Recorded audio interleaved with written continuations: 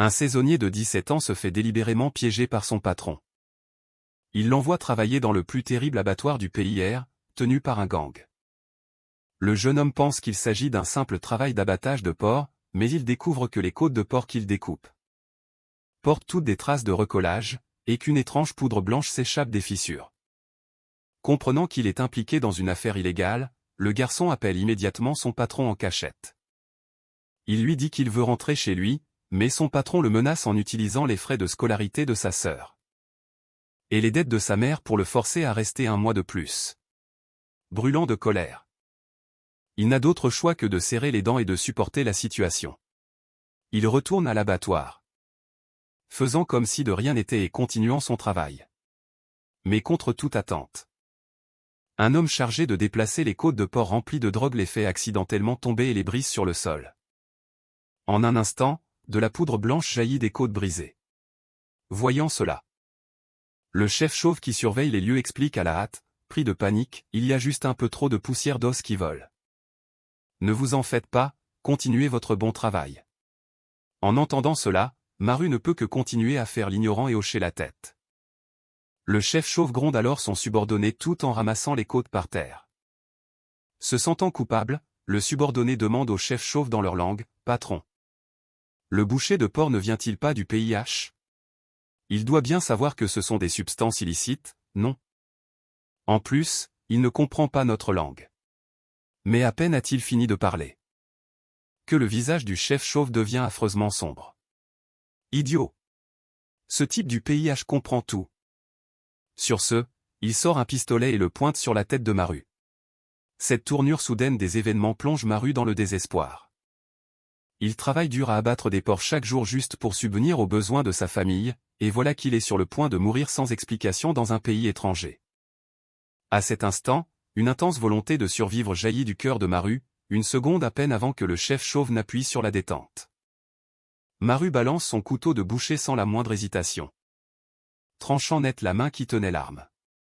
En regardant la main coupée, Maru ne peut s'empêcher de se souvenir de ce que son patron lui a dit un jour, les porcs et les humains partagent 95% de leur ADN.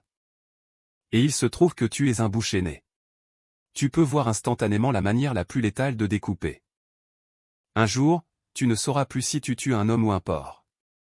Alors que le corps du chef chauve s'écrase au sol, Maru a du mal à croire qu'il vient de dépecer un homme comme un porc. Cependant, juste au moment où il perd sa concentration, le subordonné charge soudainement et prend Maru par surprise. Le projetant contre la table de travail, il frappe violemment la tête de Maru. C'était aujourd'hui que mon grand frère devait demander sa copine en mariage. Tout est de ta faute, maudit boucher du PIH. Tu as tout gâché.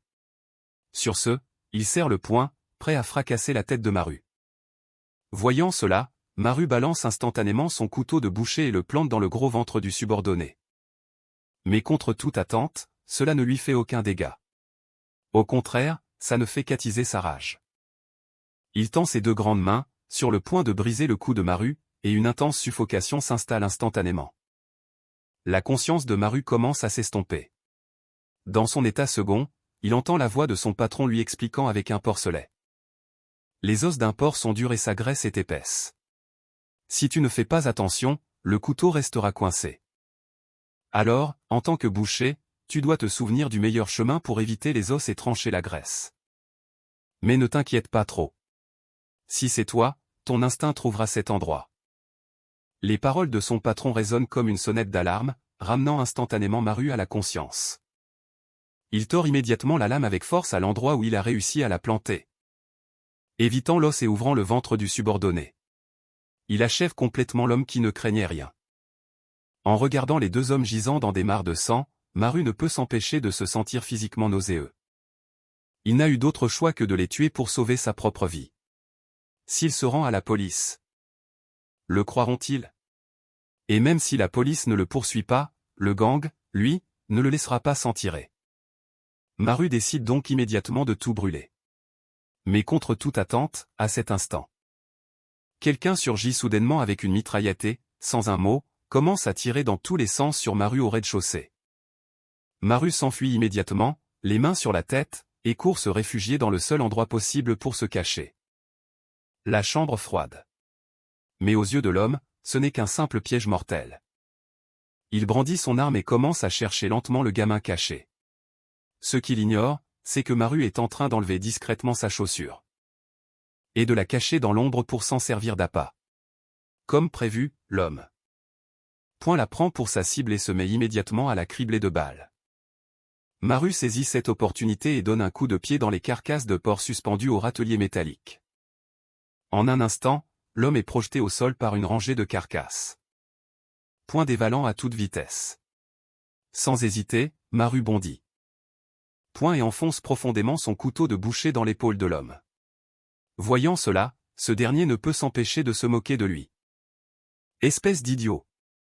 Si tu veux poignarder quelqu'un, c'est le coup qu'il faut viser. Sur ce, il lève triomphalement sa mitraillette vers la tête de Maru, mais juste au moment où il s'apprête à appuyer sur la détente. Il s'aperçoit que son doigt est complètement incapable de bouger. Il se trouve que Maru s'est toujours souvenu de l'enseignement de son patron. Que ce soit un porc ou un homme, un coup dans l'épaule suffit à le paralyser. Ainsi, l'homme immobilisé ne peut que laisser Maru l'achever d'un seul coup. Finalement, en regardant le feu consumer toute l'usine et effacer toute trace de ce qui s'est passé. Maru se sent enfin soulagé et embarque dans l'avion pour rentrer chez lui. Mais juste au moment où il pense que tout est terminé. Et qu'il ouvre joyeusement la porte d'entrée avec des cadeaux, il découvre sa maison complètement saccagée. Et une côte de porc brisée par terre. Un frisson d'horreur parcourt l'échine de Maru. Il ne comprend pas pourquoi ces maudites drogues se trouvent chez lui, mais avant qu'il n'ait pu y réfléchir. Un groupe de personnes surgit soudainement de l'ombre, l'air menaçant. La première réaction de Maru est de penser que le gang est venu le traquer. Terrifié, il décide de tenter le tout pour le tout et de tous les éliminer, mais contre toute attente, l'homme à lunettes sort soudainement une carte. Et se présente comme l'inspecteur Antashik de la brigade des stupéfiants. Demandant à Maru de les suivre. Ces mots font immédiatement penser Maru aux gens qu'il a tués dans le pays anxieux. Il demande à la police pourquoi elle veut lui parler. Antashik répond d'un air sombre, parce que votre mère a consommé des substances illicites. En entendant cela, Maru a du mal à y croire. Depuis que la famille a fait faillite. Même si sa mère continuait de dépenser sans compter, elle n'aurait jamais franchi la ligne rouge en touchant volontairement à la drogue. Mais à l'hôpital, l'apparence de sa mère, torturée au point de frôler la folie. Force Maru à accepter cette terrible réalité. Voyant cela, Antashik sort la côte de porc qui dissimulait la drogue. Et demande sérieusement à Maru, savez-vous quand votre mère a commencé à se droguer? Ignoriez-vous complètement l'existence de ces substances? Ce flot de questions panique quelque peu Maru. Mais il se force tout de même à rester calme et prétend ne rien savoir. Cependant, Antashik remarque le changement subtil sur le visage de Maru. Il lui tend sa carte de visite et met volontairement fin à la conversation. De retour dans la voiture, Antashik y réfléchit et a toujours le sentiment que Maru cache peut-être quelque chose. Il ordonne à ses subordonnés d'enquêter discrètement sur Maru. Pendant ce temps, Maru, totalement inconscient d'être surveillé par la police, se creuse la tête. Essayant de comprendre qui a bien pu faire ça à sa mère, quand son patron, Hong Jin-ho, l'appelle soudainement, « Petit Maru, as-tu reçu les côtes de porc pleines de drogue que je t'ai envoyées? Tu ne pensais tout de même pas que c'était le gang, n'est-ce pas? Comment ces gens-là sauraient-ils où tu habites ?» À cet instant, en apprenant que le coupable est Hong Jin-ho, qu'il respectait comme un père. Maru, la gorge nouée, lui demande ce qu'il a fait de mal. Mais Hong Jin-ho répond joyeusement. Notre Maru n'a rien fait de mal. En fait, c'est parce que tu es un boucher de génie. Que je veux travailler avec toi pour toujours. En entendant cela, Maru l'insulte immédiatement avec fureur. Tu as détruit ma famille et tu oses dire des choses aussi éhontées? Mais Hong Jin-ho lui dit de ne pas s'emballer. Naru est dans notre entreprise en ce moment, elle dit qu'elle veut absolument te voir. Et avec ta mère qui est maintenant une toxico, tu vas devoir subvenir aux besoins de Naru. Tu dois vraiment être à court d'argent, n'est-ce pas, Maru? Sais-tu combien d'argent tu peux te faire en tuant une personne? Nous n'avons jamais été une simple entreprise d'abattage de porc. Les techniques que je t'ai apprises n'étaient pas pour découper du porc, de toute façon. Je vais envoyer la meilleure voiture pour venir te chercher.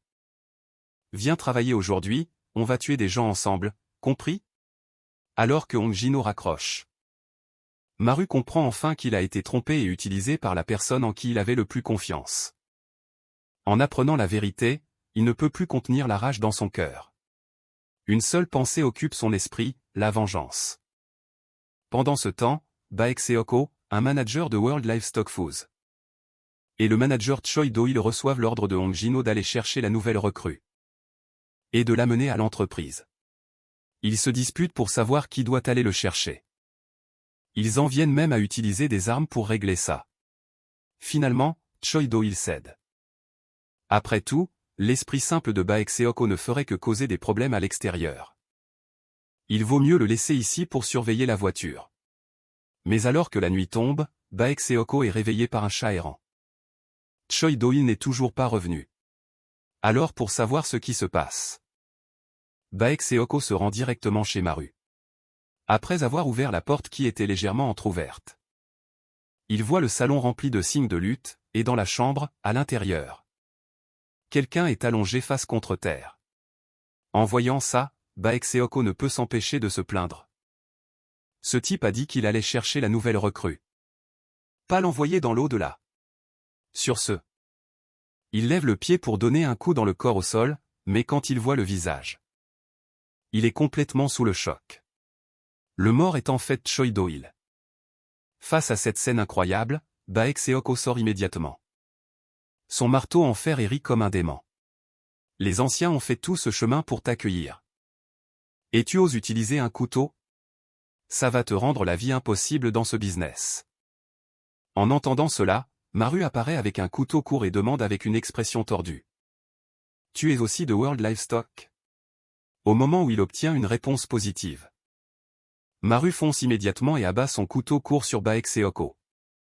Mais contre toute attente, d'un seul coup de son marteau en fer, Seok-ho brise instantanément son couteau. Il enchaîne même en balançant son grand marteau pour écraser la tête de Maru. À ce moment, complètement inconscient du danger que court Maru, le département de World Livestock Foods prépare une fête de bienvenue pour lui.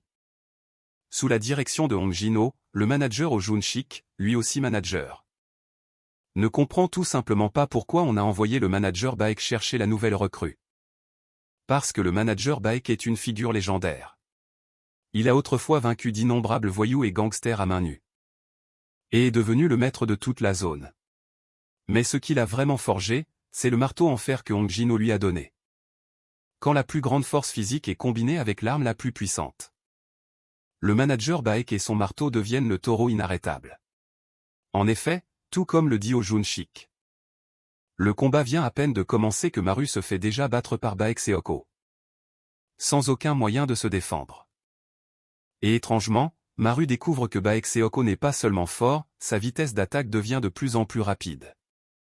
Au cours du combat, alors que Baek Seok-ho lance une autre vague d'attaque, Maru ne peut qu'esquiver de toutes ses forces, tout en utilisant le reste de sa lame pour entailler le corps de son adversaire. Puis, saisissant une ouverture, il se prépare à frapper fort d'un seul coup. Contre toute attente, Baek Seok-ho tourne soudainement la tête et mord la pointe du couteau. Il se moque de Maru, t'es vraiment une mauviette. Tu n'es même pas capable de me chatouiller. À peine a-t-il fini de parler qu'il lui assène un coup de pied féroce.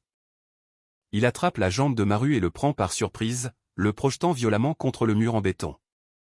Le choc crée un trou. Voyant Maru toujours en vie après de tels dégâts, Baek Seok-ho ne peut s'empêcher de soupirer. Comme c'est intéressant. Maintenant, tu vas goûter à mon marteau.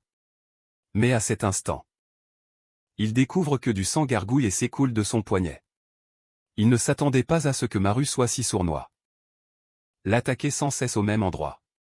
Fou de rage, il lève immédiatement son marteau de fer, rassemblant toutes ses forces pour mettre fin à ce petit jeu.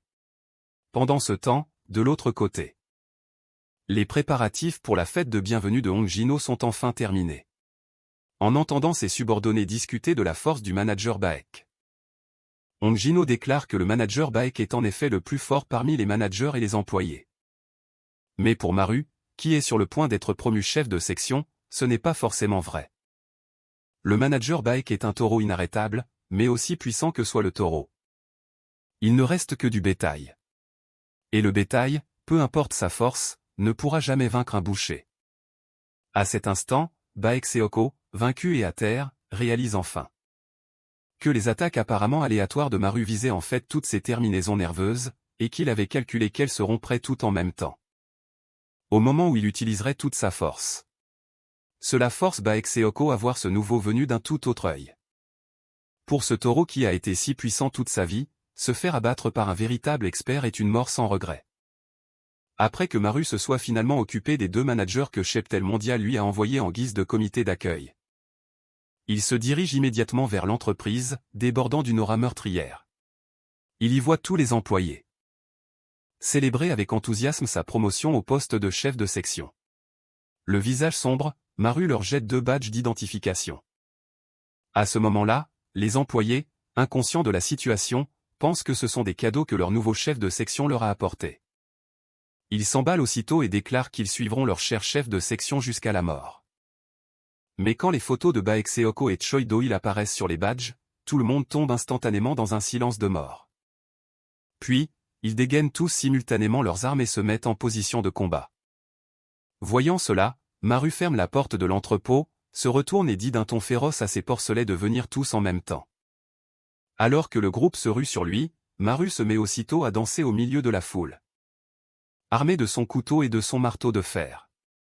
Pendant ce temps, Hongino est assis dans la zone d'observation, admirant le maniement exquis du couteau de Maru. Il ne peut même pas s'empêcher de sortir des bâtons d'encouragement.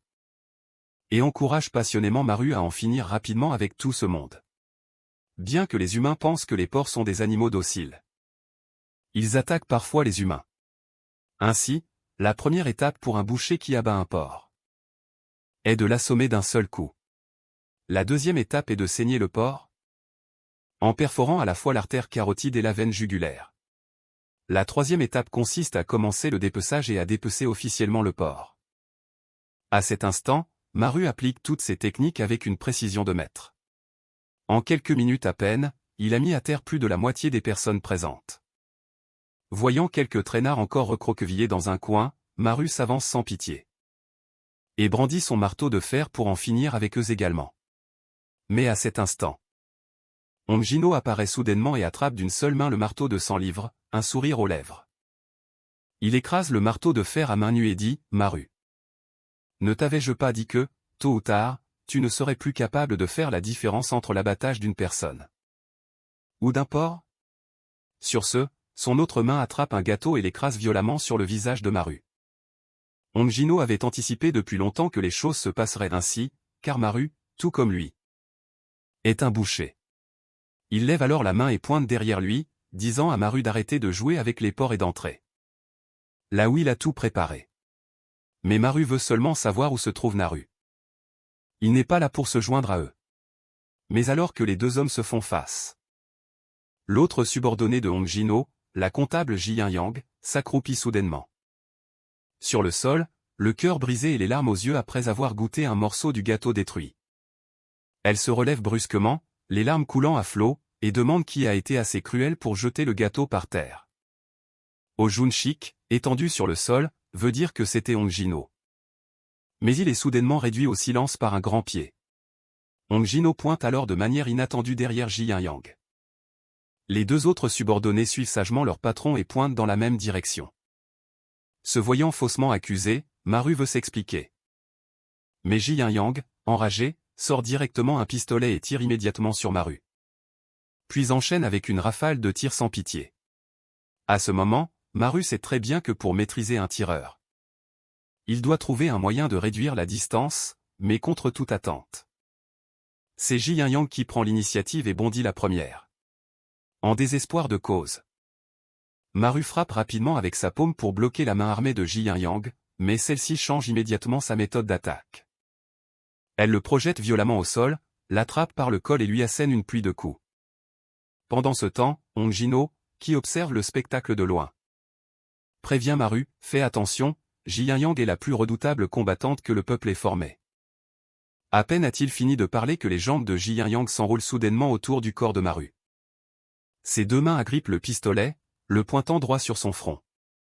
Jian Yang, en tant qu'agent d'élite ayant fui le PIH, a rencontré Hong Jin-ho pour la première fois sur l'une de ces scènes de crime. Et au moment où Hong Jin-ho l'a vu, il a été profondément choqué. Cette petite fille avait non seulement éliminé brutalement des centaines de personnes, mais en plus, elle mangeait comme 4. Voyant cela, Hong Jin-ho utilise sa hache pour lui tendre une bouteille de coca. Il dit à la fille de reprendre son souffle avant de continuer à manger. Ji Yang ne se fait pas prier et attrape le coca, l'engloutissant à grandes goulées. Hong Jin-ho ne cache pas son admiration pour elle. Il sort son téléphone et dit à Ji Yang. Avec ce genre de direct, non seulement tu peux manger des tonnes, mais en plus, tu peux gagner de l'argent. Mais si tu me suis, tu pourras manger encore plus que ces gens-là, tous les jours, tout en gagnant beaucoup d'argent. En entendant cela, Ji Yang, excité, monte sur la table. Tu essaies de m'acheter avec de la nourriture? Mon esprit ardent ne se soumettra jamais à l'argent. Mais quand Hong Jin-ho lui garantit petit déjeuner, déjeuner et dîner à volonté, ainsi que des encas et des desserts, Ji Yang s'agenouille instantanément et dit sincèrement. Je vous servirai avec une loyauté totale. Sur ce, elle prend la nourriture sur ses épaules et dit qu'elle doit régler quelques affaires avant de servir son maître. Une semaine plus tard, Hong Jin-ho lit dans le journal qu'une explosion a soudainement eu lieu dans une certaine ville, et la coupable n'était autre que Ji Yang, la fille qu'il venait de recruter. Voyant que la puissance de combat de Ji Yang ne doit absolument pas être sous-estimée. Même si Maru utilise toutes ses compétences pour bloquer l'arme et son couteau pour repousser Ji Yang, il ne peut éviter de se prendre un violent coup de pied. Au même moment, un téléphone sonne par terre, non loin de là. Oh Jun-shik, amoché, ne peut que décrocher, pensant que c'est sa précieuse fille. Inquiète de ne pas le voir rentrer si tard. Mais sa fille lui dit, maman a acheté beaucoup d'anguilles et de framboises aujourd'hui. Et elle m'a dit de dormir chez mamie ce soir. Alors papa, est-ce que je vais avoir un petit frère ou une petite sœur? En entendant cette nouvelle terrifiante, Oh Jun-shik se relève d'un bond, puis, encore sous le choc, il se prend innocemment un violent coup de la part de Maru.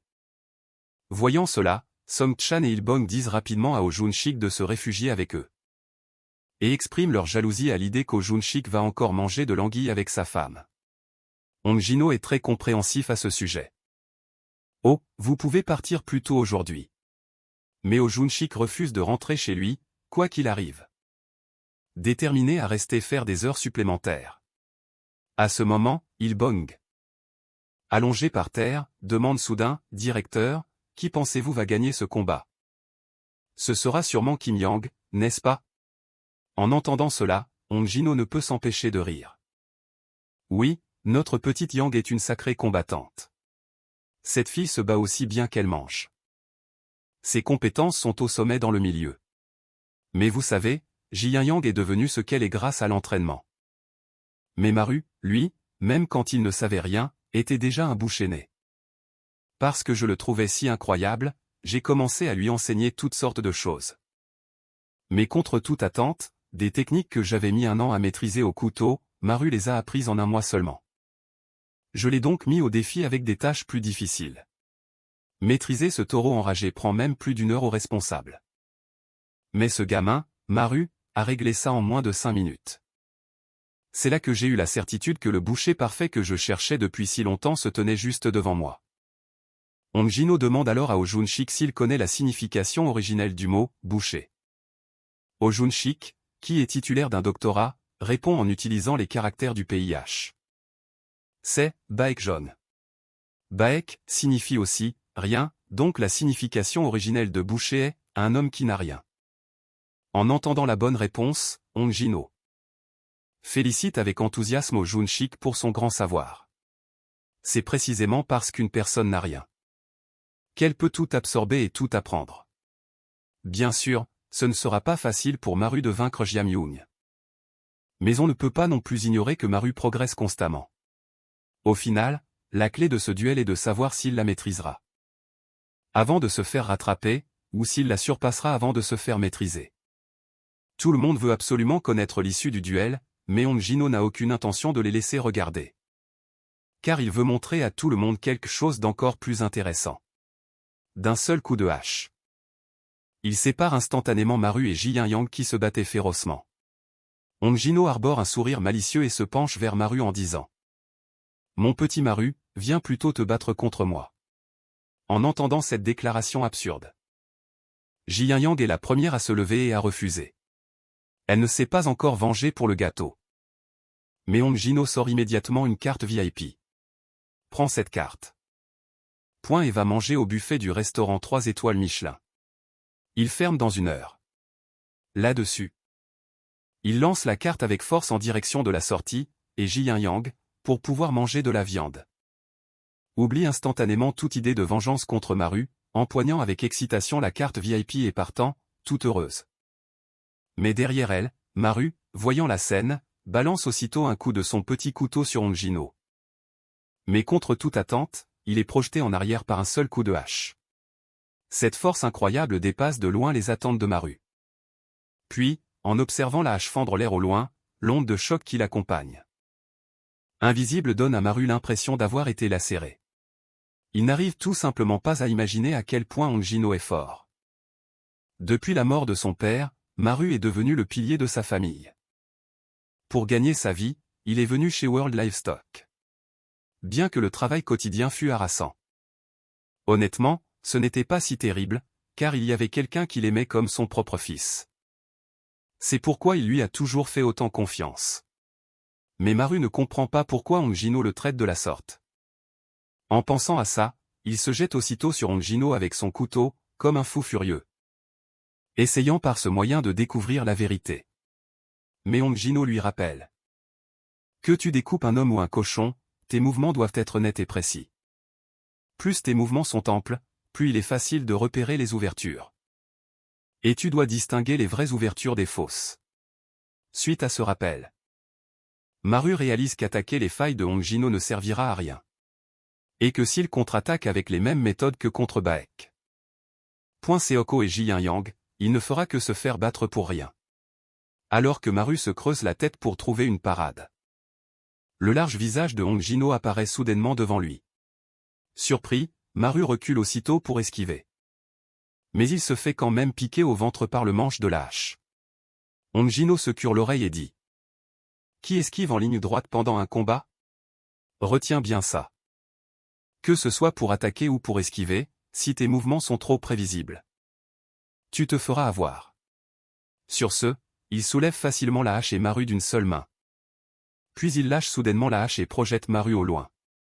Ainsi malmené par Hong-Jino, Maru, fou de rage, charge à nouveau, mais peu importe comment il contre-attaque, il ne parvient pas à blesser le moins du monde son adversaire. Il bang, étendu sur le sol. Il ne peut s'empêcher de soupirer. Hong-Jino mérite vraiment son titre de berserker le plus fort et le plus brutal. C'est absolument impressionnant, mais Junshik intervient. Il bang, tu ne comprends rien. Le chef de section Maru, qui arrive à suivre le rythme de Hong-Jino, est tout aussi redoutable. Nous assistons à la naissance d'un monstre en ce moment même. Hong-Jino fait tournoyer sa hache rapidement pour bloquer les attaques. Bien que Maru devienne plus fort en combattant, il néglige un aspect important: la différence de taille entre lui et Hong-Jino. Avec juste un peu de force, Maru est complètement submergé par cette énorme hache. Voyant cela, Hong-Jino dit d'un air suffisant: « Tu crois vraiment pouvoir me tuer comme ça? » Puis il abat violemment sa hache, ordonnant à Maru de se relever rapidement. Comment un homme peut-il ramper au sol comme une bête? En entendant cela, Maru se relève péniblement du sol. Maintenant, sa seule arme est brisée. Il doit vite récupérer un couteau encore intact, mais au moment où il s'empare d'une nouvelle lame, une table est instantanément projetée en l'air par Hong-Jino. Heureusement, Maru réagit vite, esquivant immédiatement et pointant son couteau droit sur Hong-Jino. Mais contre toute attente, Hong-Jino se baisse et s'accroupit soudainement. « Petit Maru, tes lacets sont défaits et tu continues de courir partout. Et si tu trébuches et que tu tombes ?» Sur ce, il attrape le pied de Maru et le prend par surprise, le projetant dans les airs, puis il balance la hache vers sa tête, l'écrasant violemment contre le mur comme s'il jouait avec une balle. Voyant Maru subir de si lourds dégâts, Hong-Jino dit que ça suffit pour aujourd'hui. Puis il demande à Maru, « N'es-tu pas curieux de savoir pourquoi j'ai fait ça? Tu sais, l'usine de substances illicites que tu as incendiée dans le PIR valait 3000 milliards. Avec une telle somme d'argent partie en fumée, tu penses que ces gens-là vont laisser passer? Comme tu n'as aucun moyen de leur faire face, j'ai dû trouver une méthode qu'ils accepteraient pour résoudre cette affaire. Alors, j'ai transformé ta mère en toxicomane comme preuve de punition, et ce combat est la preuve que tu peux rembourser cet argent. Maru, viens travailler avec moi. 3000 milliards, ça peut paraître beaucoup. Mais en me suivant, tu pourras gagner encore plus. J'ai déjà tout arrangé.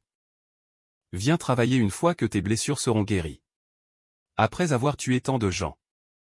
Ce soir, Maru découvre enfin la vérité, mais il ne comprend pas. S'il y avait des difficultés, n'aurait-il pas été plus simple de tout expliquer? Pourquoi rendre les choses si terribles? Mais Hong Jin-ho pense que c'est plus intéressant comme ça. En entendant des paroles aussi absurdes. Maru se couvre soudainement le visage et éclate d'un rire dément. Je te considérais autrefois comme mon professeur. Mon père est mon bienfaiteur. Mais tu t'es joué de ma famille. Juste parce que c'est intéressant. À l'origine, je pensais que tu étais humain. Mais tu ne vaux même pas mieux qu'un porc, Hong Jin-ho.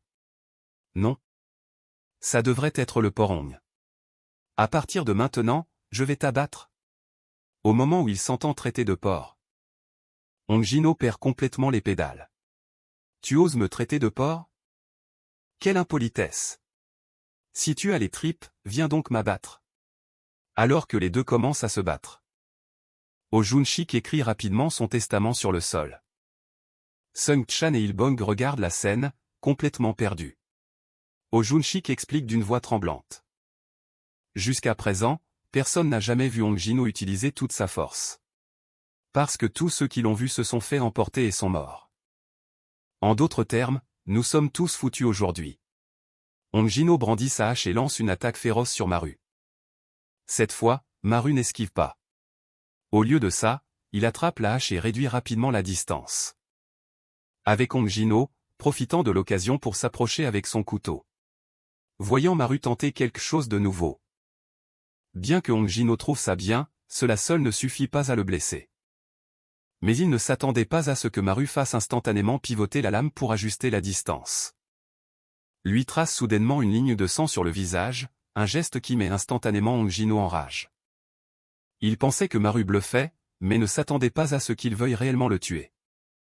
Si c'est le cas, il n'a pas d'autre choix que de passer aux choses sérieuses. À peine a-t-il fini de parler qu'il bondit soudainement et frappe violemment la poitrine de Maru d'un coup de pied. Voyant que son coup a été encaissé. Hong Jin-ho balance sa hache avec un sourire sadique, puis le défie, essaie de parer le prochain coup.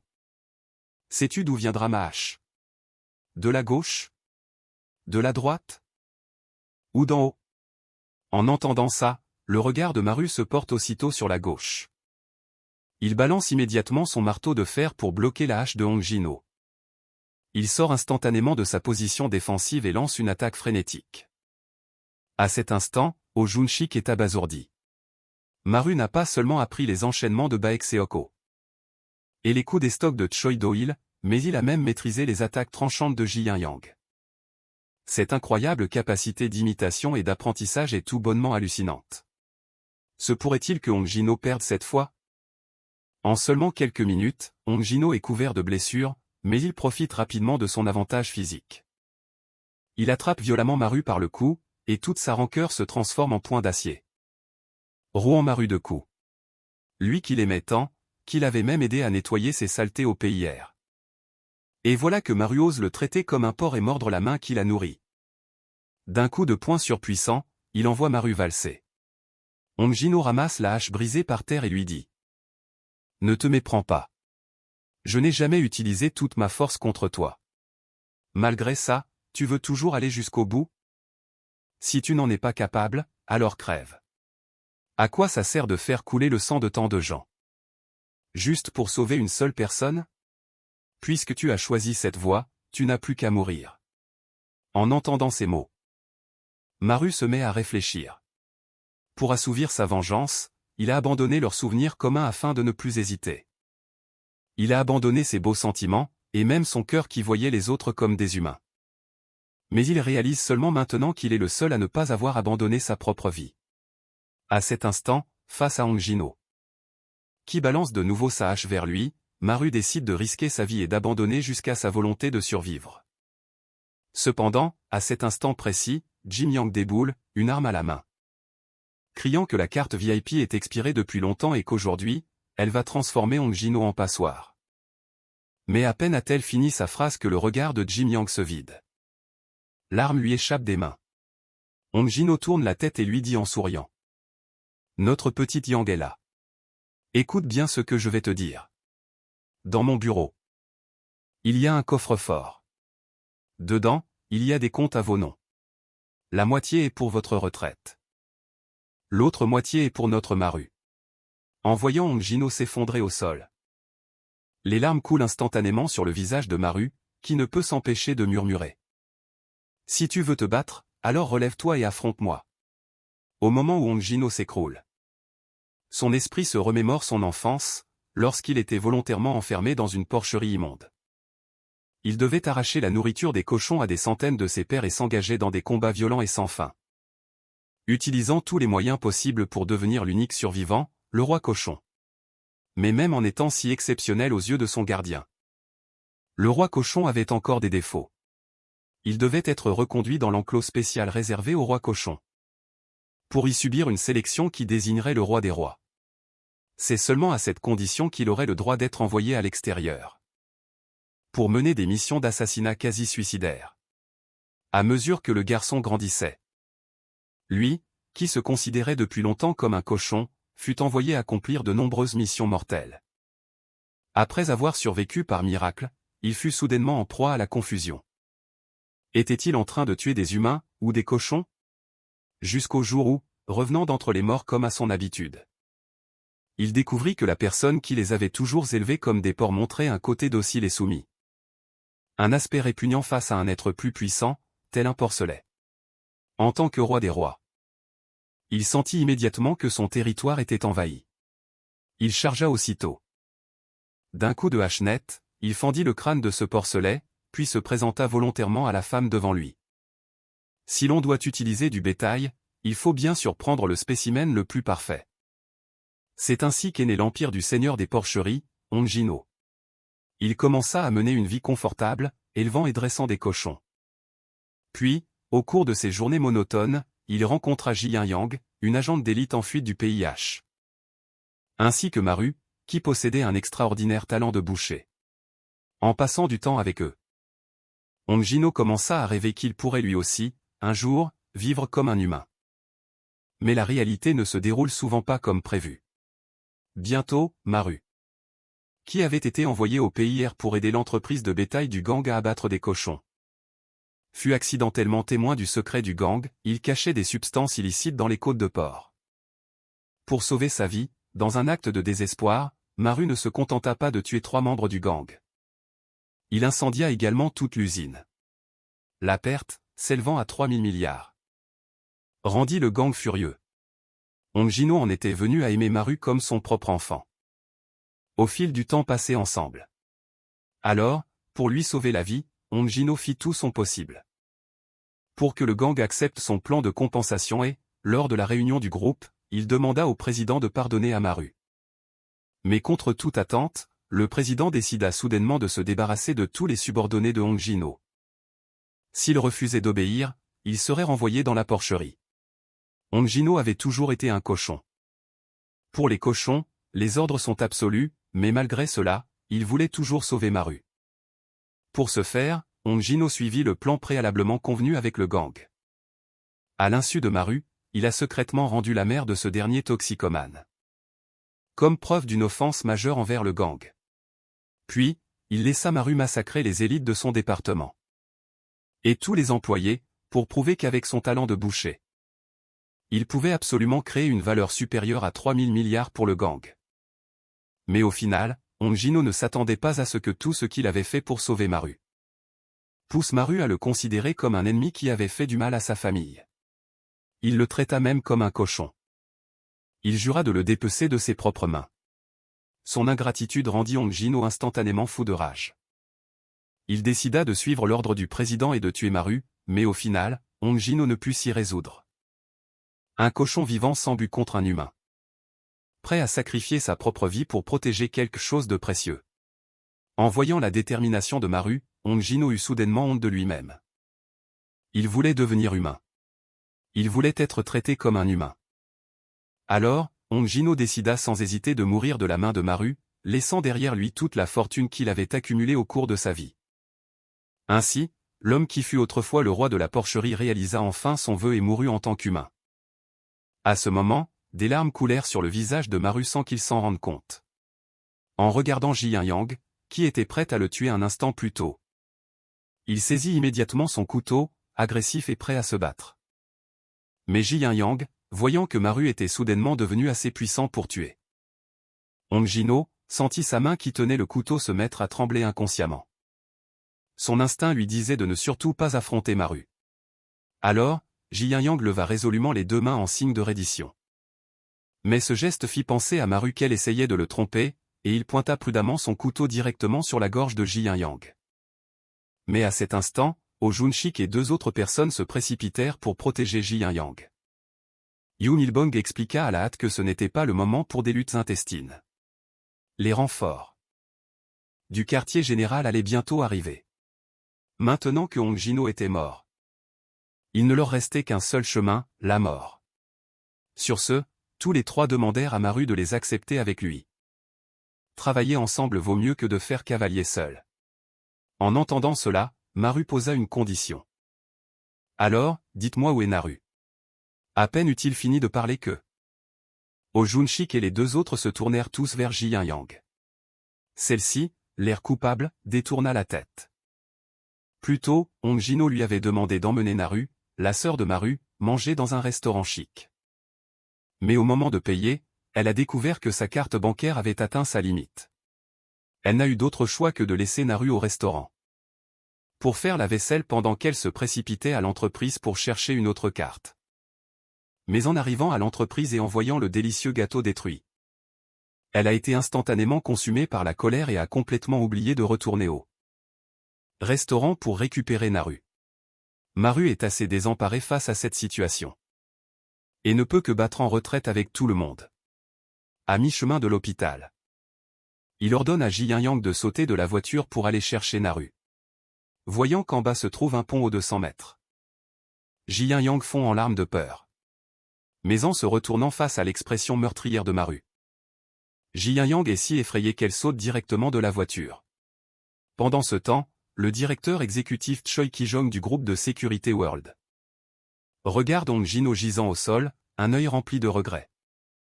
La personne qui a tué Hong Jin-ho aurait dû être lui, mais maintenant, il ne peut que tendre la main pour forcer l'ouverture de ses paupières, tout comme Hong Jin-ho lui avait pris son œil droit quand ils étaient jeunes.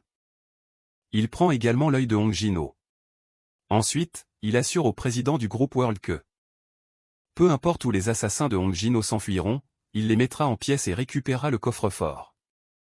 Pendant ce temps, lorsque Maru et son groupe arrivent enfin à l'hôpital, ils apprennent d'une infirmière que sa mère vient d'être emmenée par un groupe d'hommes en costume.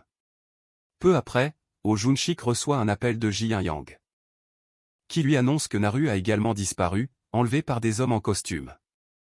En apprenant cette nouvelle, Maru grince instantanément des dents de rage. Il suppose immédiatement que le groupe World a pris sa mère et Naru en otage. Fou d'inquiétude, il s'élance frénétiquement, déterminé à prendre d'assaut le groupe World seul pour sauver sa famille.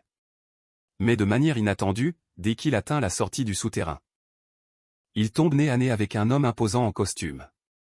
L'homme dit « Nous vous attendions. Veuillez monter dans la voiture, nous allons discuter. » À ces mots, Maru serre immédiatement le couteau caché dans son manteau et exige « C'est vous qui avez pris ma mère et Naru ?» En entendant cela, l'homme s'incline profondément en signe d'excuse. « Oui.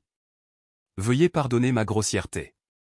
Vous pourrez discuter des détails avec notre représentante. » Alors qu'il finit de parler, la portière de la voiture derrière lui s'ouvre, révélant une femme élégante assise à l'intérieur. « Monsieur Maru, c'est un plaisir de vous rencontrer. Je suis Shai Non-young, présidente de l'hôtel Charlotte. » Au même moment, Choi Ki-jong de la sécurité World, mène un groupe d'hommes qui se précipitent vers l'hôpital. Il avait l'intention d'enlever la mère de Maru en premier. Mais de manière inattendue, il tombe sur le détective Antashik, qui vient d'apprendre la disparition de la mère de Maru. Ce sont des ennemis jurés. Chaque fois que ces deux-là se rencontrent, ils échangent systématiquement des piques. Mais cette fois, Choi Ki-jong est pressé d'en finir. Il ne veut pas perdre de temps à se quereller avec Antashik ici. Mais à ce moment-là, un subordonné accourt soudainement en criant à tue-tête qu'il y a un problème. Maru a déjà quitté l'hôpital et sa mère a disparu aussi. En entendant cela, Choi Ki-jong tend rapidement la main et saisit la mâchoire de son subordonné. Il lui brise les dents avec force. Le détective est toujours là. Comment peux-tu parler si négligemment? Le prévient-il. Sans surprise, Antashik intervient avec un avertissement. Ne te fais pas prendre en défaut, sinon la prochaine fois que nous nous verrons, ce sera à ton enterrement. Choi Ki-jong. En entendant cela, Choi Ki-jong sort silencieusement un mouchoir. Et essuie le sang de sa main. Il ne peut s'empêcher de se demander. Maru a agi plus vite qu'eux. Aurait-il trouvé un soutien puissant? En fait, ce qu'il craint est bel et bien en train de se produire. Et l'autre partie n'est autre que l'ennemi juré de son groupe World, le groupe Charlotte. À ce moment, Maru apprend que sa famille a été enlevée par Chae Non-yoon et demande avec anxiété où il se trouve. Mais à peine a-t-il fini de parler que Il-bong et Sung-chan sortent soudainement de la voiture. Il-bong sort une vidéo de la mère de Maru et dit « Nous avons entendu que le groupe World était sur le point de passer à l'action. Nous avons donc cherché de l'aide auprès du rival de World, Charlotte. Désolé de vous avoir effrayé. On aurait dû te prévenir avant, mais la situation était urgente. » En entendant cela, Maru est furieux. Emmener ma famille sans permission. En quoi est-ce différent de ces salauds du groupe World qui savent très bien qu'ils ont tort? Elle a nerveusement demandé à Maru de regarder une autre vidéo, qui montre Choi Ki-jong de la sécurité de World avec un groupe de subordonnés. En train d'encercler complètement la chambre d'hôpital de la mère de Maru. Donc, si Charlotte n'avait pas aidé, tu serais tombé droit sur ces types. Ensuite, Chae Non-yoon invite Maru à monter dans la voiture, disant qu'elle va l'emmener voir sa mère et Naru sur le champ. Dans la voiture, Chae Non-yoon explique ouvertement pourquoi ils sont devenus des ennemis jurés du groupe World. Le groupe Charlotte opère principalement dans les secteurs pharmaceutiques, hôteliers, de la vente au détail, de la pétrochimie et de la finance. Le groupe World, lui, opère principalement dans l'industrie de l'armement, le commerce, la distribution, la construction et les valeurs mobilières. En apparence, ces deux groupes semblent coexister pacifiquement, mais en coulisses, ils se livrent une guerre acharnée. Ce qui a finalement mis fin à cette longue guerre, c'est la force d'un seul homme.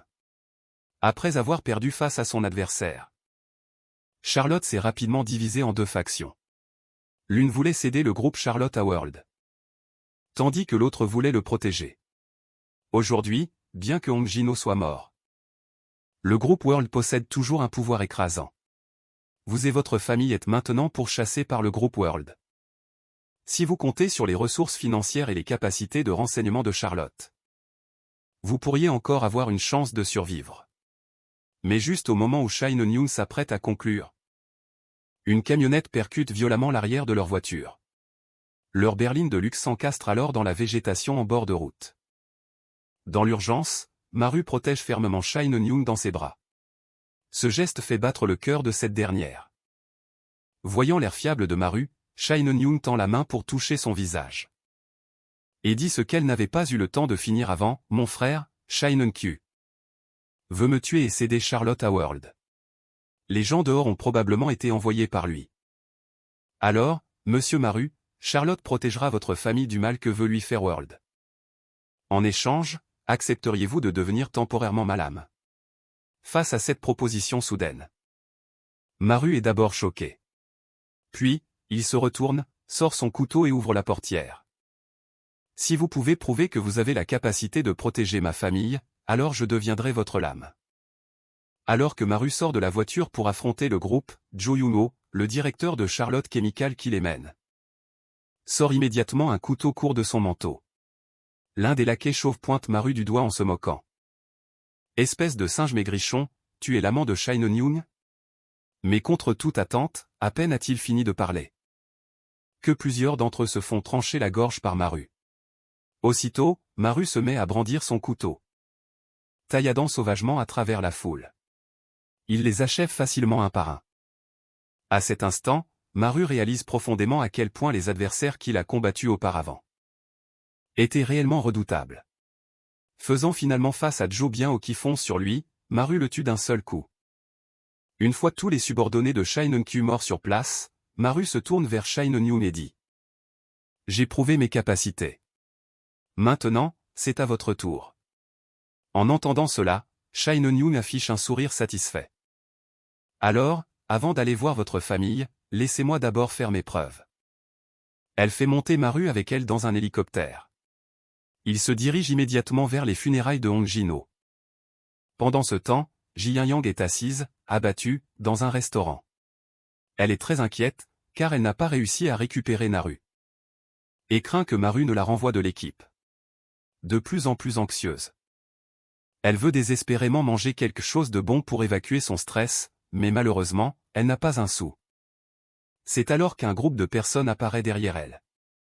En un instant, Ji Yang trouve une solution. Elle se retourne avec un sourire espiègle et dit: Camarade, combien d'argent avez-vous dans vos poches? Ji Yang ne s'attendait pas à ce que ces dizaines d'employés bien habillés du groupe World, même avec tout leur argent réuni, n'aient pas de quoi lui payer un repas à un stand de rue. Cependant, alors qu'elle est au comble de la déception, elle reçoit soudain un appel d'O Jun-sik. Il lui dit que Maru et la présidente de l'hôtel Charlotte sont allés aux funérailles de Hong Jin-ho. Et lui demande de se dépêcher d'y aller pour les secourir. En apprenant cette nouvelle, Ji Yang rugit comme une louve enragée. Ce salaud, comment ose-t-il m'abandonner pour aller se goinfrer tout seul de l'autre côté? Dès que Maru et Shen Yun arrivent aux funérailles, ils sont bloqués à l'entrée par une foule immense. Ceux du groupe World ont menacé d'arracher la tête de Maru, celui qui a tué Hong Jin-ho, et de la déposer en offrande devant sa tablette funéraire. À ce moment, Choi Ki-jong, qui cherchait désespérément Maru, se ferait soudain un chemin dans la foule. Il se présente avec de mauvaises intentions, disant qu'il accueillera personnellement cet invité de marque, Maru. Mais les présidents de deux autres départements du groupe World suggèrent, avec des sourires sinistres, pourquoi n'agirions-nous pas tous ensemble? Se voyant dévisagé par un groupe de personnes semblables à des loups affamés, Maru est sur le point de tirer le couteau de son dos pour se battre jusqu'à la mort, mais contre toute attente, Shai Non-young l'arrête de la main. Shen Non-young s'avance avec assurance et dit: Si vous tuez Maru ici, qu'est-ce que le groupe World y gagnera? À ces mots, les membres du groupe World répliquent tous en chœur que ce type a sali l'honneur de World. Bien sûr que nous devons nous venger, et tuer l'homme qui a assassiné Hong Jin-ho est un grand honneur. En entendant ces paroles, Shen Non-young ne peut s'empêcher de ricaner. Ainsi, l'honneur et la gloire dont vous parlez proviennent d'un groupe s'en prenant à une seule personne? Maru a remporté un duel loyal en 1 contre 1 face à Hong Jin-ho. Mais quand Hong Jin-ho était en vie, aucun de vous n'a osé le défier. Alors écoutez bien, même si Charlotte a des divisions internes, je ne pardonnerai jamais à quiconque osera toucher au mien.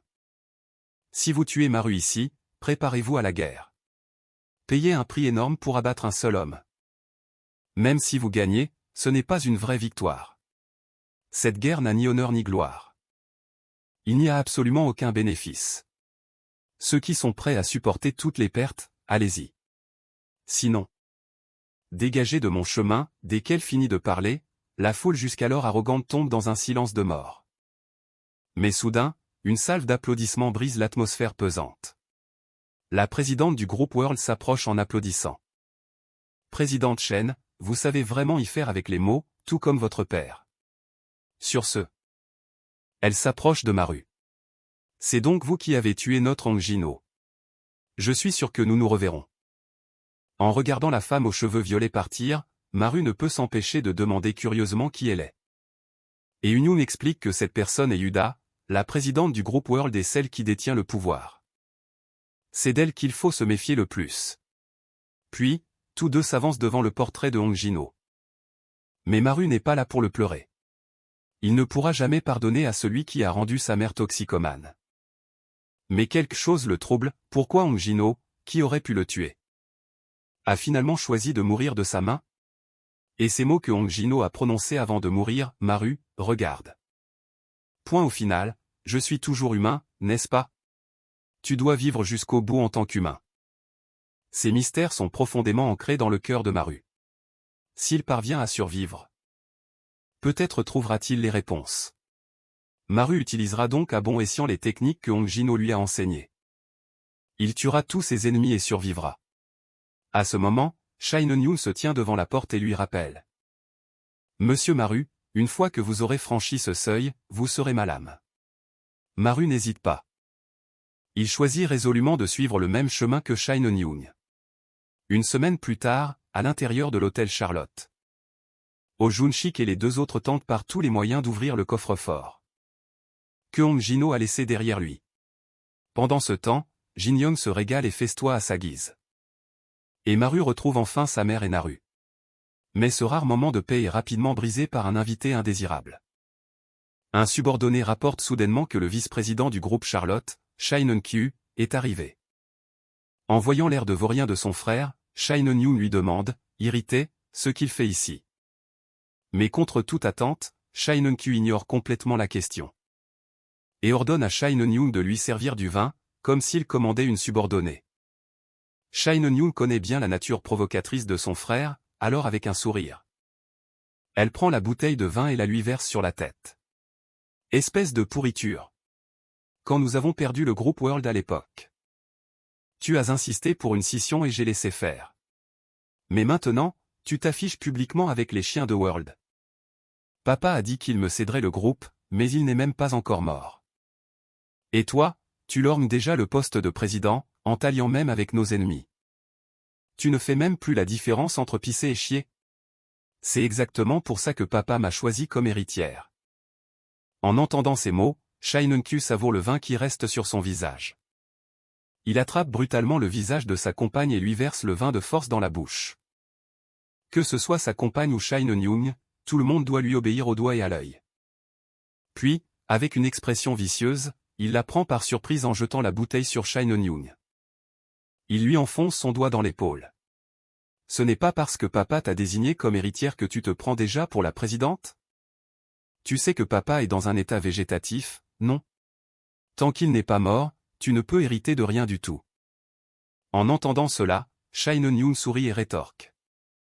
Tu ferais mieux de faire attention, car je suis tout à fait capable de faire les mêmes choses que toi.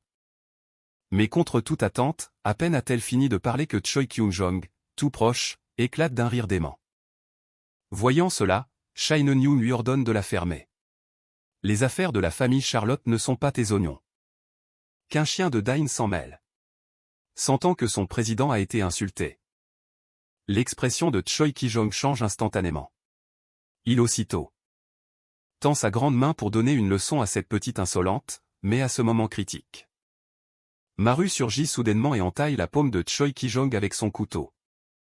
Dégage tout de suite, ou je te bute. En entendant ça, Choi Ki-jong trouve Maru plutôt intéressant. Ses veines se gonflent alors qu'il se prépare à affronter Maru. Sur ce, il abat violemment ses griffes. En un instant, il laisse plusieurs estafilades sanglantes sur le bras de Maru, mais bien que Choi Ki-jong possède une force de préhension monstrueuse. Il n'est toujours pas aussi fort que l'homme à la hache. Maru réplique aussitôt d'un coup de couteau et engage le combat avec assurance. À cet instant, Choi Ki-jong est plutôt surpris.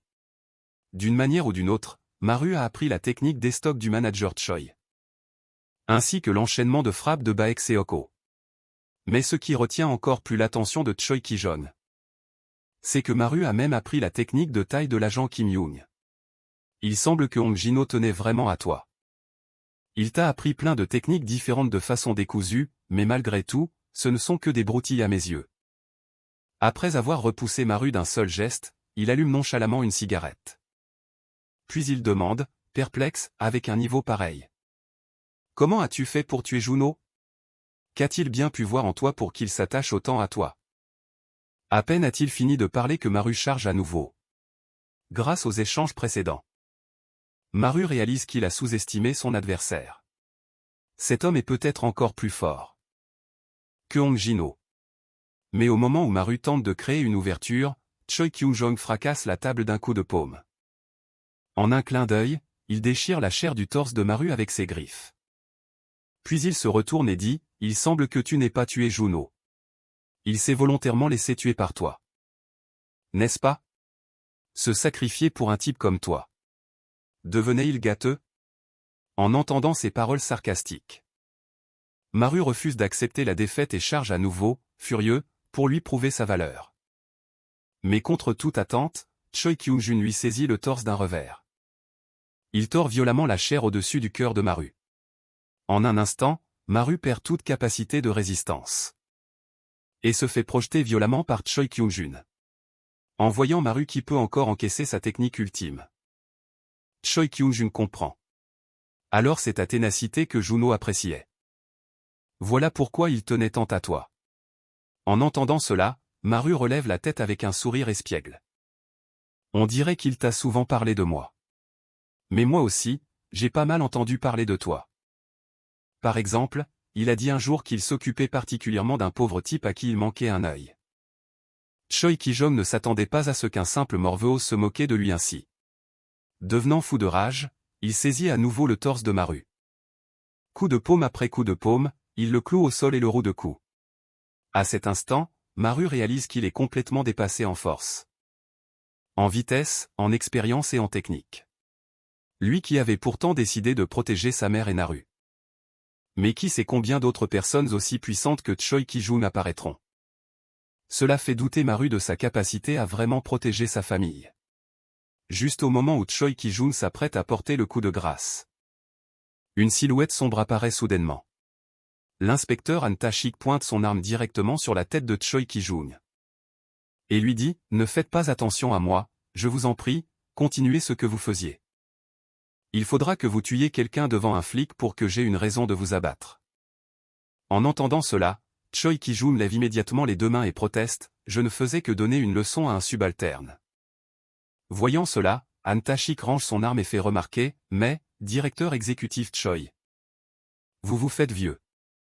Vous avez été blessé en vous occupant de ce gamin. » Choi Ki-jun regarde les marques de griffes sur sa poitrine. Se pourrait-il que ce gamin, après avoir vu sa technique une seule fois, soit déjà capable de l'utiliser? Alors toutes ces techniques précédentes ont aussi été acquises par imitation? À cet instant, Choi Ki-jun a une révélation. Voilà donc pourquoi Juno tenait tant à ce type. Mais à ce moment-là, Maru est soudainement menottée. Le motif, arrestation d'urgence en tant que suspect de meurtre. Chae Non-yoon regarde Maru avec une expression grave. Elle se tapote sincèrement la poitrine et promet que, quoi qu'il en coûte, elle fera sortir Maru au plus vite. En entendant cela, Maru, reconnaissant, lui demande de bien vouloir prendre soin de sa famille pendant ce temps. Puis, les yeux brûlants de fureur, il prévient Choi Ki-jun que même s'il doit y laisser la vie, il le mettra personnellement en pièces. Peu de temps après, Oh Jun-shik et les deux autres apprennent que Maru a été arrêté. Terrorisé, il supplie immédiatement Chae Non-yoon de le secourir rapidement. Face à cela, Chae Non-yoon leur dit de ne pas paniquer. Choi Ki-jun, qui a provoqué l'incident, n'a rien eu, mais ils n'ont arrêté que Monsieur Maru. Cela signifie qu'il y a des gens du groupe World au sein de la police. Nous devons planifier notre coup avec soin. À ce moment, Jun Yang dit qu'elle s'en fiche, ce boucher est si mauvais, pourquoi s'acharner à le sauver? S'il n'avait pas tué Hong Jin-ho, je n'aurais pas perdu mon travail et n'aurais pas été forcé de vivre caché. Contre toute attente, ces paroles s'attirent immédiatement la condamnation d'O Jun-shik et des autres. Ne sommes-nous pas des camarades qui ont traversé la vie et la mort ensemble? Comment peux-tu dire des choses aussi cruelles?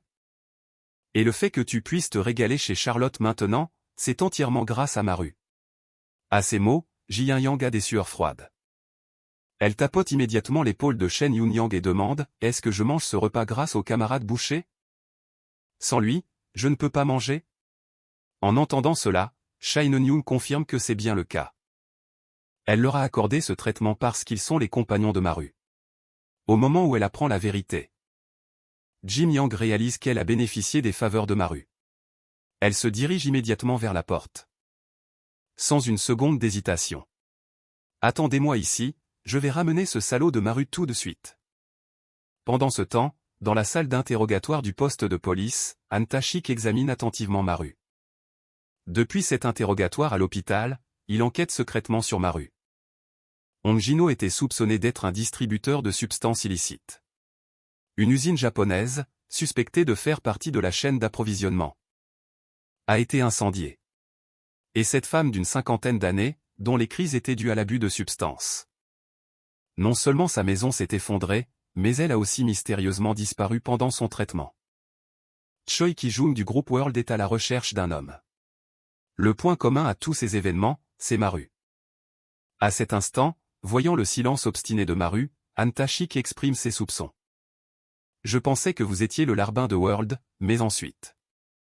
J'ai trouvé des taches de sang d'employés de World Livestock chez vous, et Hong Jin-ho est mort. Pourtant, vous apparaissez à ses funérailles avec Chae Non-young. Quelle est exactement votre relation avec World? Dites quelque chose. Vous avez toujours cette tête, comme si vous aviez tué des dizaines de personnes. Comment puis-je vous aider dans ces conditions? Mais contre toute attente, à ce moment-là, un inspecteur plus âgé fait irruption. Apportant de la nourriture et souriant, il explique, ça fait des heures. Si vous ne le laissez pas manger, quelqu'un va y passer.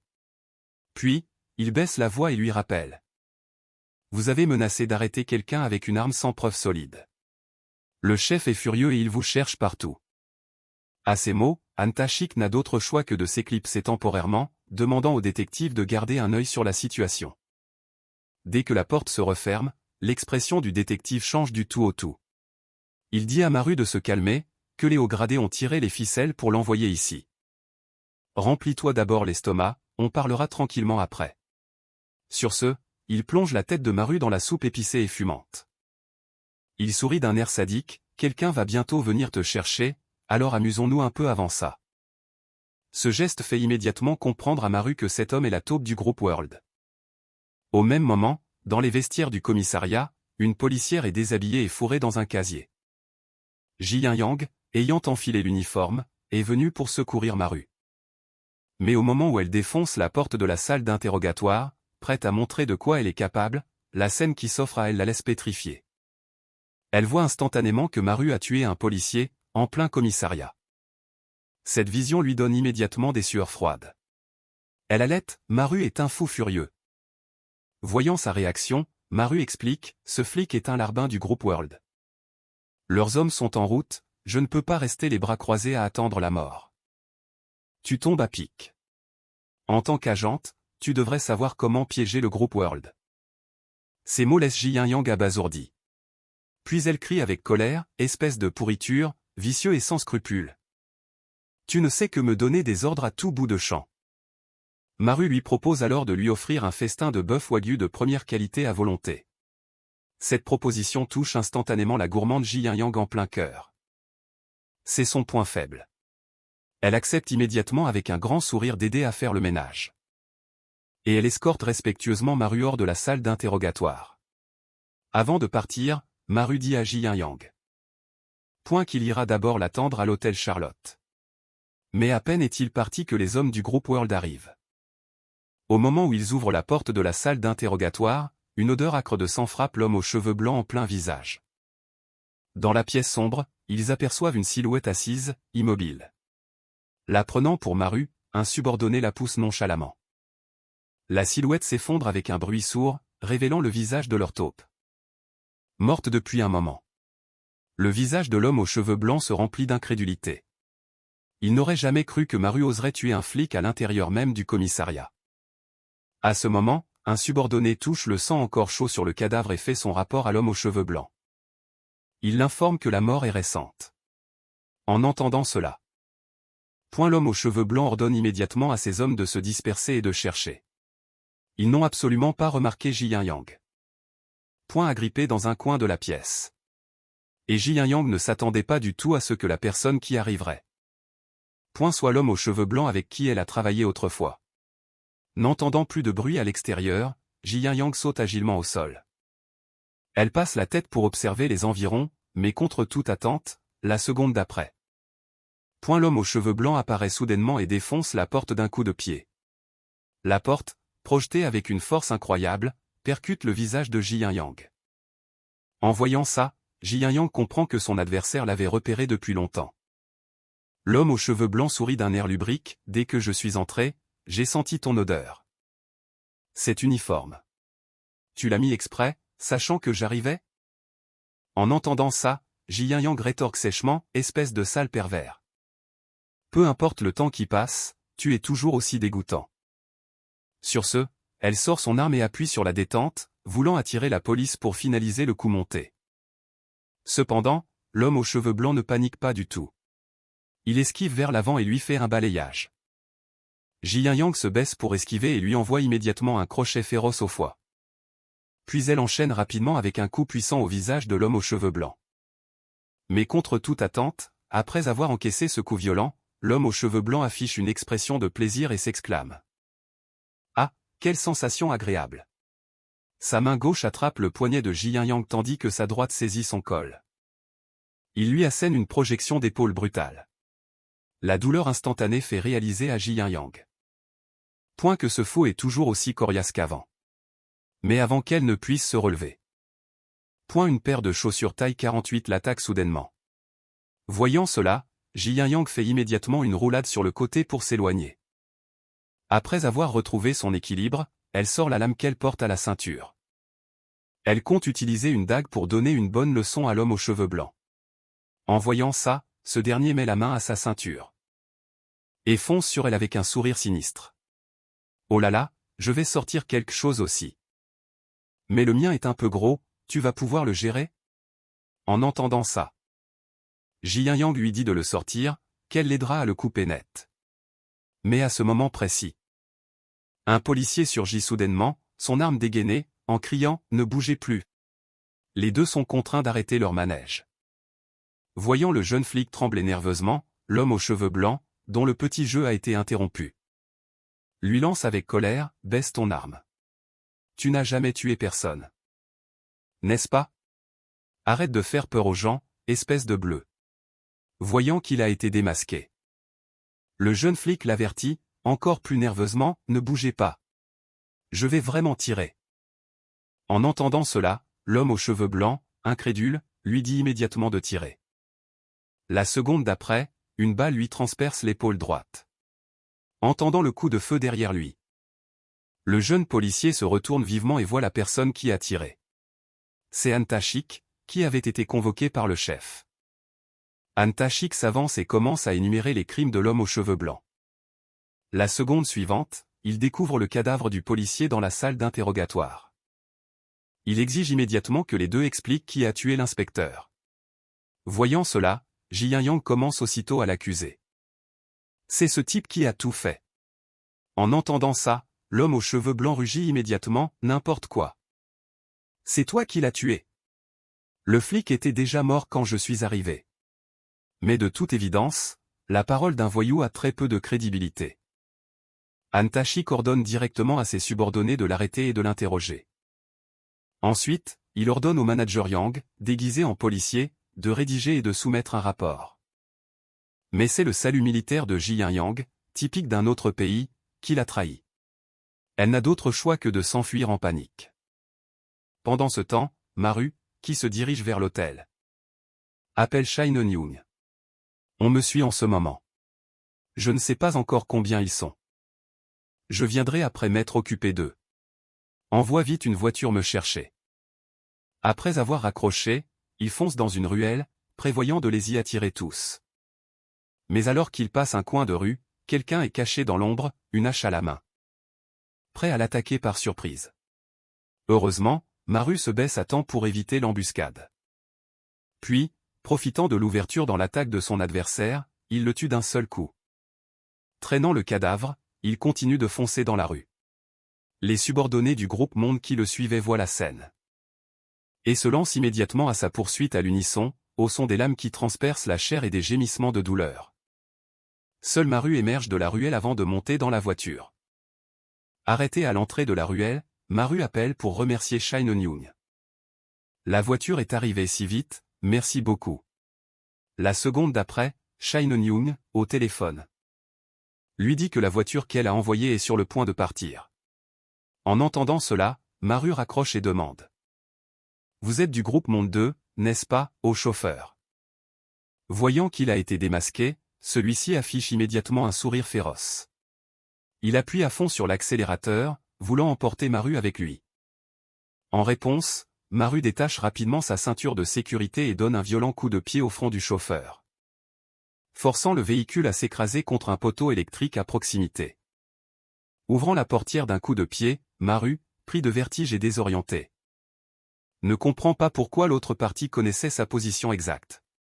Alors qu'il porte la main à son cou pour soulager la douleur, il découvre de façon inattendue un dispositif de suivi.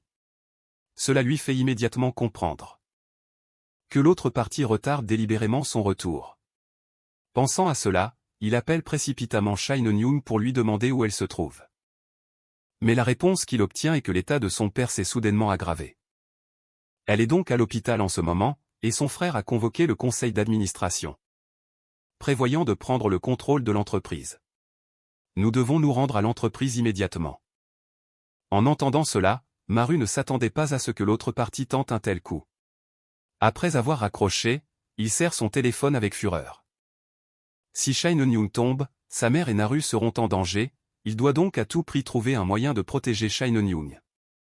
En regardant la puce de traçage dans sa main, il pense soudainement à une solution. Il appelle donc précipitamment Ji Yang et lui demande d'enfiler une combinaison de vol pour se rendre au conseil d'administration. De son côté, grâce à la puce de traçage et après avoir vu l'état de son père se stabiliser, Shai Non-young s'apprête à quitter la chambre d'hôpital pour se rendre à l'entreprise, mais à sa grande surprise, au moment où elle ouvre la porte, elle découvre que celle-ci a été verrouillée et qu'un gaz inconnu s'infiltre par la fente. En peu de temps, le gaz met Shai Non-young et les autres à terre. Refusant d'abandonner, elle se force à rester consciente. Alors qu'elle désespère et ferme les yeux, Maru apparaît soudainement devant elle. N'abandonne pas maintenant, nous avons encore une chance. J'ai déjà envoyé Ji Yang de l'autre côté. Ji Yang, suspendu au gratte-ciel, est témoin d'une tragédie. L'homme aux cheveux blancs, libéré grâce aux relations du groupe World, a utilisé le dispositif de traçage pour les suivre jusqu'au conseil d'administration de l'entreprise. Il s'associe à Shai Non-kyu pour éliminer les membres du conseil, quiconque est en désaccord avec Shai Non-kyu. Tous ceux qui s'opposaient à sa gestion de l'entreprise ont été éliminés. Voyant l'affaire résolue, l'homme aux cheveux blancs ne peut s'empêcher de s'approcher de la fenêtre pour réfléchir. Le tracker indique que c'est juste ici. Alors pourquoi est-ce que je ne trouve pas Maru? La seconde d'après, il baisse les yeux et découvre quelqu'un suspendu au mur extérieur. Cette vision le stupéfie. Il attrape immédiatement Ji Yang et la jette directement dans la pièce. Et à ce moment critique, Maru est déjà arrivé au conseil d'administration. Au moment où il voit Maru, le cerveau de moineau de l'homme aux cheveux blancs n'arrive pas à suivre. Puis, il sourit et abandonne toute réflexion. Si je les tue tous les deux, le problème ne sera-t-il pas résolu? Mais alors qu'il fonce sur Maru, Ji Yang le prend par surprise. D'un coup de pied balayé, elle envoie valser instantanément l'homme aux cheveux blancs. Sentant cette force familière, l'homme aux cheveux blancs réalise immédiatement que la personne sous le casque est Ji Yang. Sur ce, il commence à déboucler sa ceinture, voulant faire goûter son canon à Ji Yang. Mais à ce moment, Shai Non-kyu l'arrête, lui disant de s'occuper de Maru en premier. Si Maru est venu seul, ça ne veut pas dire que le vieil homme et Eun-young sont finis. Donc, si on s'occupe juste de Maru, on est tranquille. Mais contre toute attente. À peine a-t-il fini de parler que Shai Non-young entre. Qui as-tu dit qui était mort? Je ne mourrai pas avant toi, espèce d'ordure. En entendant cela, Shai Non-kyu est quelque peu décontenancé. Il la regarde, hébété, passer devant lui, puis demande soudain avec curiosité si son père est mort. Mais Shai Non-young le gifle en plein visage. Sentant sa colère, il réalise que le vieil homme est toujours en vie. Et il dit avec arrogance qu'il a déjà obtenu l'approbation du conseil d'administration, ayant réussi sa prise de pouvoir. Mais Shai Non-young ramasse les divers documents et contrats que Shai Non-kyu a forcé le conseil à signer. Elle les déchire en 1000 morceaux et l'insulte furieusement. Espèce d'idiot! Ces contrats, sans certification du tribunal, il suffit de les déchirer pour qu'ils ne valent plus rien. En entendant cela, cet homme inculte est si en colère qu'il en tremble, ignorant complètement qu'une telle chose existait. Furieux et humilié, il ordonne immédiatement à l'homme aux cheveux blancs de tuer Chai Non-young, lui promettant le poste de vice-président par la suite. À ces mots, l'homme aux cheveux blancs charge immédiatement, avec enthousiasme, vers Chai Non-young. Mais la seconde suivante, il est repoussé par Maru et Ji Yin-yang ensemble. Maru dit alors à Ji Yin-yang d'emmener Chai Non-young et de partir. Il s'occupera de tout ici à partir de maintenant. Mais alors que les deux continuent de se battre, Maru découvre que son adversaire semble ne pas ressentir la douleur. Curieux, il ne peut s'empêcher de demander « Tu ne ressens pas la douleur ?» En entendant cela, l'homme aux cheveux blancs répond fièrement « Bien deviné. Alors il ne me reste plus qu'à t'envoyer à la mort. » Plus le combat dure, plus il s'excite. Voyant que son adversaire est si difficile à maîtriser, Maru sort son couteau et frappe violemment. Il essaie d'utiliser sa lame pour sectionner les nerfs de la main de son adversaire, mais contre toute attente, ce dernier utilise une dague de poing faite sur mesure. Il brise directement l'arme dans la main de Maru, puis, profitant de son moment de stupeur, il lui assène un violent coup de pied au menton, projetant instantanément Maru au sol, inconscient. Mais juste au moment où l'homme aux cheveux blancs s'apprête à porter le coup de grâce pour mettre fin au combat, Maru utilise des objets éparpillés pour bloquer l'attaque. À cet instant, en tant que boucher de porc, il réalise que les pervers grassouillés comme l'homme aux cheveux blancs, qui aiment la douleur, ne sont en réalité pas différents des porcs. Si on n'attaque pas les points vitaux, ils ne tombent pas facilement. Et si les dégâts sont trop légers, cela ne fait que rendre le porc encore plus violent. Donc, en abattant un porc, il faut le tuer d'un seul coup. Si la situation ne le permet pas, il faut attaquer la tête pour l'assommer. Mais ce à quoi Maru ne s'attendait pas, c'est qu'après avoir reçu un coup violent, l'homme aux cheveux blancs non seulement ne s'évanouit pas, mais dit avec arrogance que s'il veut l'assommer, il devrait préparer un marteau en fer. Espèce d'enfoiré. Voyant que cette méthode ne fonctionne pas, Maru active résolument la technique d'abattage de porc numéro 2. Lorsqu'on rencontre des situations inattendues, il faut prioriser l'attaque des membres pour restreindre la mobilité. L'homme aux cheveux blancs, sentant son bras se fracturer, contre-attaque immédiatement avec un balayage. Mais Maru saisit l'occasion et lui brise le mollet. Cependant, même si l'os brisé a transpercé le muscle, l'homme aux cheveux blancs charge toujours avec excitation pour continuer le combat. Sachant que cette méthode ne peut pas vaincre ce type, Maru jette immédiatement le marteau. Il se décale sur le côté et prend une posture d'élan. Voyant de nouvelles techniques, l'homme aux cheveux blancs devient encore plus excité. La seconde d'après, Maru le frappe au plexus solaire avec la paume de sa main. Puis, il pivote avec force. Il fait tourner l'homme aux cheveux blancs de 180 degrés dans les airs. Mais Maru ne s'arrête pas là, car il sait qu'une seule fois ne suffira pas à achever l'homme aux cheveux blancs.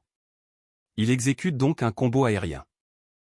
Il fait tournoyer l'homme aux cheveux blancs dans une spirale ascendante, avant que ce dernier ne s'écrase au sol. À cause de la torsion violente, les mains de Maru ne peuvent plus se battre. Mais à cet instant, un rire retentit derrière lui.